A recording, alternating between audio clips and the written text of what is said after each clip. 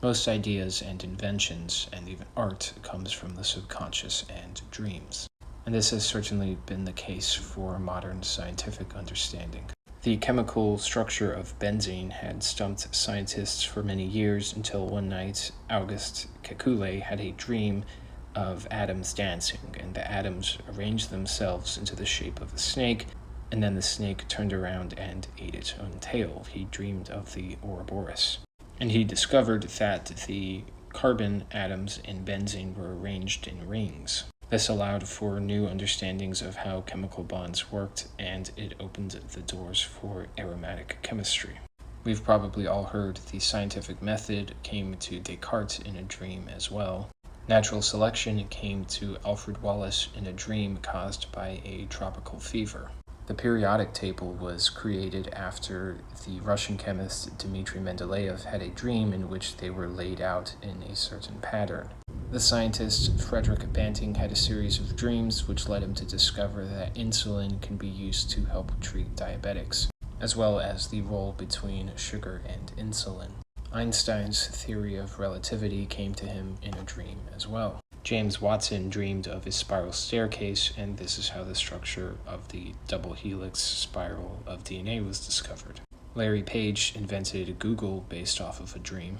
Elias Howe had a nightmare where cannibals were going to kill him if he didn't invent a new sewing machine within 24 hours. He failed in his dream, and the cannibals stabbed him with spears that had holes in the tips. This made him realize he needed to put an eye in the needle to make his sewing machines. The Indian mathematician Ramanujan, who, despite having no formal education in mathematics, discovered thousands of proofs and equations. He said that the Hindu goddess Namagiri would appear to him in his dreams and write these mathematical proofs in blood. Niels Bohr discovered the structure of the atom through a dream in which the nucleus had electrons orbiting around it like the solar system. Otto Lowy, the father of neuroscience, was trying to figure out how neurotransmission occurred. He dreamed of a way to experiment and test to see whether it was chemical or electrical. Those stories are certainly reminiscent of ancient symbols like the caduceus, the kundalini, and even the I Ching. Interestingly enough, Hermes is a dream and messenger god. I believe since we're composed of microscopic parts, it's conceivable that visions and dreams in the subconscious have those shapes built into them that can sometimes surface. There have even been some studies where scientists are storing data in the DNA of living bacteria. They basically engineered the bacteria to increase the number of copies of a specific sequence by using electrical signals in a kind of binary format. They also mixed their encoded E. coli into soil with other microbes and were able to sequence the mix and recover their message.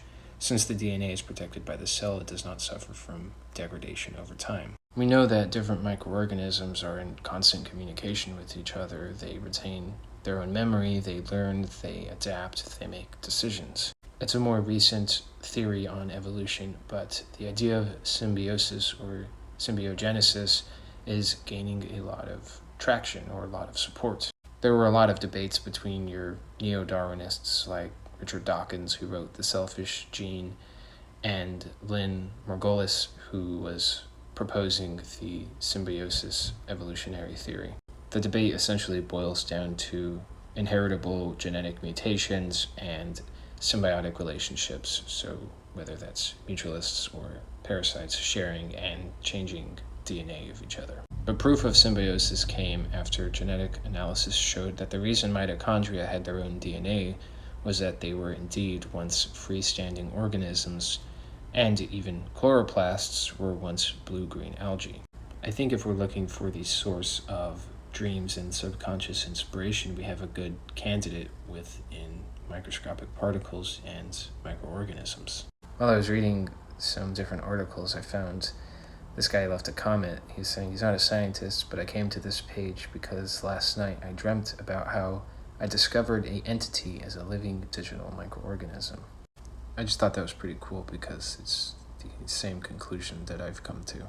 But if we can store data in microorganisms using electrical signals, I think it's worth considering that the planets and stars, which have been making distinguishable patterns since the very first signs of life on the planet, sending electrical signals, radio signals, and electromagnetic frequencies, they could have an influence on the behavior, the pattern, or structure of these different microorganisms based off of the kind of signature that the patterns make.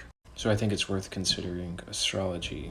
It's the oldest and longest practiced science of humans. I don't think we should be so quick to write it off. But yeah, I think that's all I wanted to talk about for this video, so thanks for watching.